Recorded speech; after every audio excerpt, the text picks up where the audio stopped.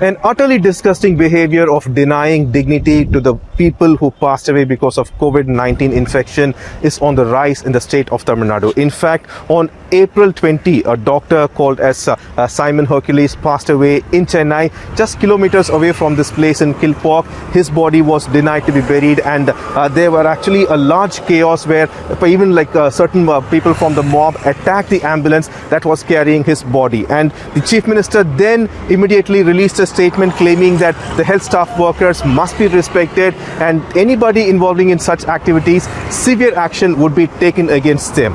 Now, big question arises whether that warning is being taken by the public seriously or not, because in this just 1 week, 2 incidents of denying dignity to the person who died because of COVID-19 infection has come up from the state. The first one on August 3rd, a frontline worker, a nurse called Archana, passed away, and when her body was taken to the cemetery in Ranipet, the public in that area denied to provide permission to bury it. In fact, the revenue officials and others who were there, up to the level of collector, the news went over, and the officials who reached the spot, they were completely shocked to see the public's behavior, and many even threatened the public, and that was completely scary. But finally, the officials were able to bury the body in that area. But unfortunately, another incident, just a day after that incident, another such denying dignity to a person had occurred in a location called as Villupuram, where a 52-year-old man's body was supposed to enter a village called as Meladayalam, but unfortunately the public in that area,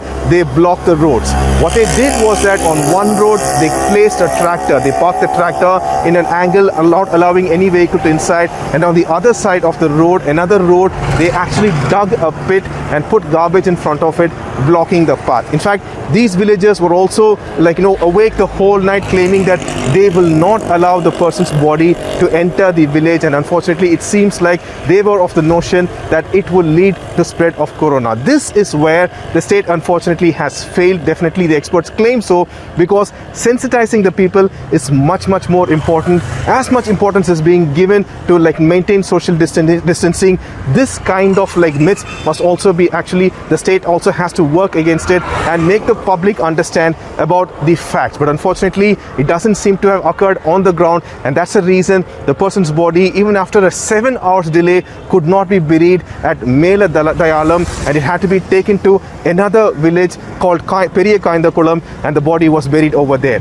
The second incident of the nurse's body, people protesting against it, at least 6 people were booked. But on the third incident in Villupuram, no one has been booked or arrested so far, because the police claim that no complaint was filed.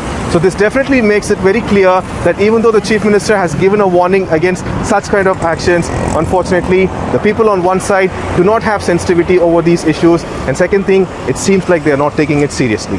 With camera person Vijay Shekhar, Pramod Madhav for Mirana.